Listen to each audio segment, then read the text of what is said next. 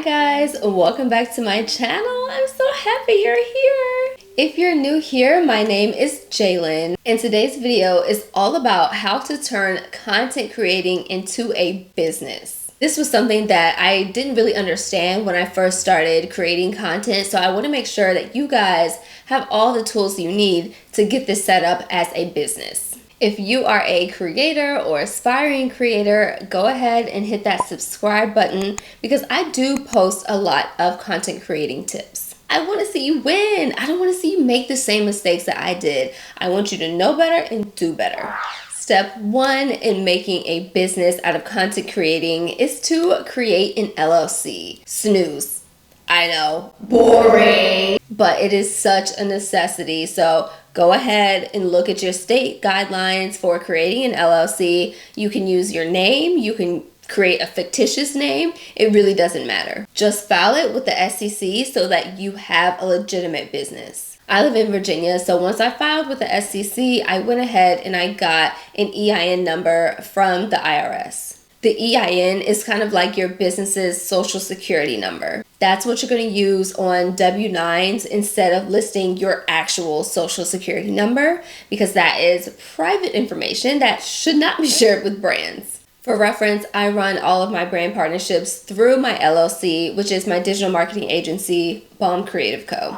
Step two is to create a business checking account using the same information that matches your LLC. I have a Chase business checking account and I love it. This is where I deposit all payments from brand partnerships and it's basically where my income is held. You can kind of think of it like the account where your bi-weekly paychecks are being deposited. I do have a link down below in the description if you guys do want to sign up for a Chase business checking account, by the way. Other accounts that will be really helpful to have are PayPal and Bill.com because a lot of brands use those as their payment methods. Also, Square or Stripe might be useful if you have anything that you're selling and you need to collect online payment. And these should be set up in your business name too, so don't have brand partnerships paying out to your personal PayPal account. I do use my business checking account for all of my business related purchases, but 9 times out of 10, I'm actually using my Capital One credit card. Now you can get a separate business credit card. I personally don't have one. I just use my personal credit card.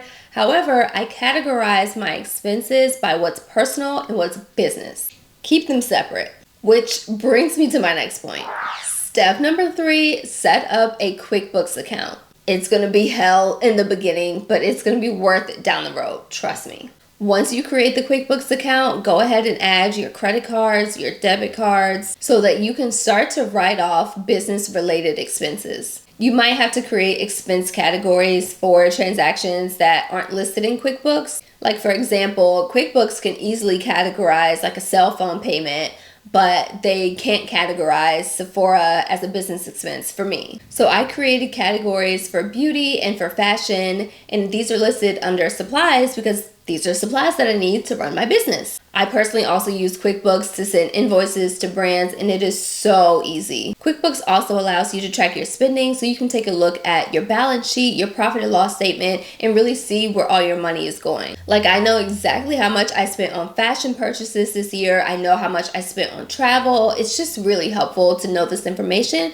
so that you can plan for the future. QuickBooks is going to be vital for helping you file your taxes because you're going to have everything in order. Although I do recommend hiring a tax professional and just giving them access to your QuickBooks and letting them file your taxes for you. It's so important that you take the time to set all of these things up. I'm not gonna lie, it's very tedious. It is honestly dreadful, but it just makes everything so much easier in the long run. And if you think about it, all businesses have this type of foundation and yours should not be any different. Thank you guys so much for watching this video. Be sure to check out my channel and subscribe if you are interested in more content creating tips, and I'll see you guys in the next one.